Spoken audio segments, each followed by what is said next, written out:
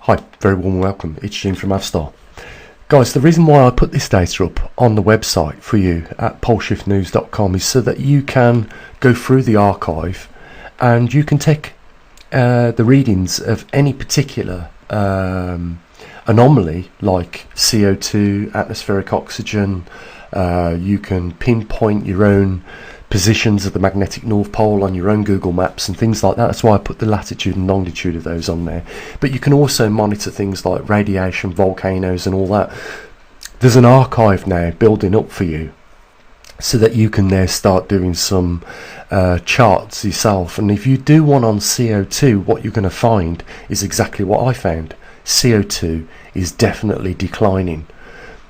What I did a few months ago was I took all the readings of CO2 that we'd done over the last 12 months, put them on the chart, and the chart revealed that there was a decline in CO2 over the 12 months.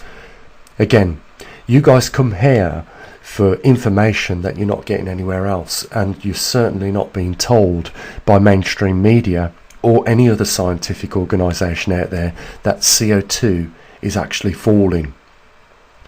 And we also know that there's another anomaly taking place that makes us believe that these two things are related. So CO2, and then when we look at the interglacial and glacial periods, we know what point in time we are at. Let's have a look at that chart first so that we can see what we're talking about. So, just for now, before we leave this, have a look at the data on CO2 if you've got the time.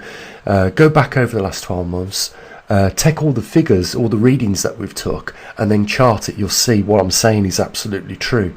Now, we're an independent observatory. We've got our own CO2, atmospheric CO2 detector. We can work out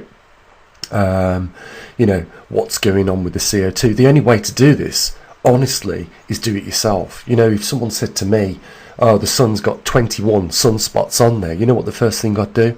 I'd get a welding mask out and a camera that was suitable to zoom in on the sun's surface, and I would look at the sunspots. I wouldn't just take the organisation's word for it. This is what we need to start doing. We need to start becoming more proactive so that we don't just believe what we're being told in mainstream media. And a lot of people have got used to just trusting these organisations. And we know now with, what they're saying about CO2 changing the climate and, past climate records and charts that Michael Mann have produced over the years, we know that there's been cherry picking going on. And if that's the case, then we know that there's a reason behind it. And obviously with CO2, there are trillions and trillions of pounds at stake. And therefore, it's no surprise that there's going to be a level of corruption involved in that, because, people want to get their hands on this public tax money, creating industries like solar technology, wind powered generators, etc. It's big business for just a select few. I'm not being a conspiracy theorist here when I say this. I've got the equipment myself here at the observatory, and I honestly reveal it back to you guys so that you are informed correctly of some of these anomalies that are taking place. And we will, over the next few months, go through all these anomalies so that you have a good foundation of what you are faced with on a daily basis, and you can make a better decision then on, as opposed to what you want to do to protect your loved ones, from possible consequences of these anomalies catching you up. I say this because we've seen it happen to tens of thousands, millions of people. So, I believe that by doing this work, we can actually help people. To some degree, we can save people's life's work being flushed down the pan, and in even some extreme cases, maybe even save a few people's lives as a result of just this simple work that we do. And that's why it's very important to me to keep it going and not bar anybody that can't afford it. I know sometimes I go on about, the levels of funding that we raise. It just is the way it is, I suppose. We get what we get and we try and stretch it as far as possible. And sometimes for me, it's very frustrating, when you see a lot of people, taking the information for complete free, because, we give them an opportunity to do that here. And that's just, the way some people are. But anyhow, let's get on with having a look at something else that is falling in line with the CO2, which is dropping. That's the more important issue here. Just before we have a look at the interglacial and glacial maps, I just want to point out that we also monitor on the website sea ice extent maps, and you can check every day, because it's updated 2 or 3 times a day, the levels of sea ice extent over the Arctic Circle. And what we're looking at here is an increase. It's breaking over a 10-year record, so that the levels, in layman's terms, of ice over the Arctic Circle have been over the last 10 years more than they ever have been for at least since 1972 average line. You can see that the red line is where we are right now, and it's above most of the other lines going back to 2012. You know, again, why are they not informing the general public of this? I believe there is something sinister. I'm not a conspiracy theorist, guys. I just see what I see, and I just ask the question, why are they not telling the general public globally about this? Because obviously there are, you know, stations that are recording this information. You know, we're looking at over 3 million square kilometres of extra ice over the last 10 years, and it has evaded pretty much every news media outlet out there. There's another reason for that, I suppose. Again, you know, this is just something that should be reported to, you know, I believe everybody, and is not, and you know, we keep an eye on these things. So what is the correlation then between what we're looking at here with regards to CO2? Well, I'll just quickly show you. I think you'll be surprised. So what we're looking at here, before we have a look at the glacial interglacial records, I wanted to give you a good idea of why we get those interglacial and glacial periods over 100,000 year cycles. As you can see, this has come directly from climatenasa.gov. So they don't hide the fact that we have got such a thing called the Milankovitch cycle. This is where the Earth's orbit changes over 100,000 years and slightly becomes elliptic over a short period of time, well, over 100,000 year period time. But whilst we move further slightly away from the sun, as you would expect, you know, we go a little bit cooler, and that generates the glacial period. And you know, this is something that you can watch like a clock. You know, it is like clockwork. It happens regularly every 100,000 years. We came out of the last glacial period around 12,000 to 15,000 years ago, and we are probably going back into a Milankovitch cycle where the elliptical orbit will change again and our planet will start to cool. Now I just want to show you quickly the interglacial and glacial period over 450,000 year cycles. Over the 450,000 year period, so you get an idea as to the cycles that we're looking at. And there's a good reason for all this, guys, so just bear with me.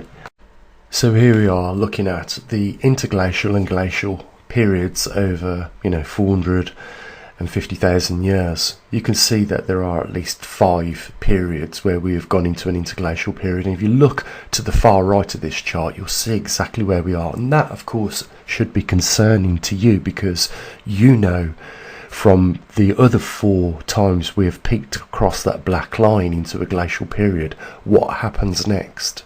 So you know exactly what is going to happen next, don't you? I don't need to spell it out, but I will.